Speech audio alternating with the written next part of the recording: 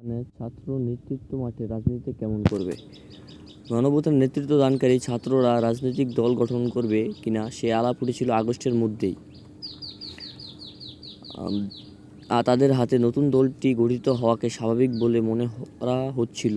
এ অঞ্চলে আগেও গণঅভ্যুত্থান হয়েছে 69-এ এবং স্বাধীনতা বাংলাদেশে 90-এ, তবে 24-এ গণঅভ্যুত্থানের প্রেক্ষাপট ও ধরন একেবারে আলাদা।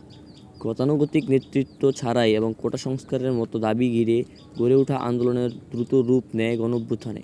এতে শেষ শতক হাসিনা রেজিমের পতন ঘটলেও যে অন্তর্বর্তীকালীন সরকার গঠিত হয় তাতে আন্দোলনের নেতৃত্বদানকারী বৈষম্য বিরোধী ছাত্র আন্দোলন থেকে 3 জন যোগ দেন। প্রধান উপদেষ্টা মোহাম্মদ ইউনূস জাতির উদ্দেশ্যে দেওয়া প্রথম ভাষণেই বলেছিল, তারা ছাত্রদের প্রাথমিক নিয়োগকর্তা। গণঅভ্যুত্থানে অংশগ্রহণকারী রাজনৈতিক দলগুলোর প্রতিনিধিরাও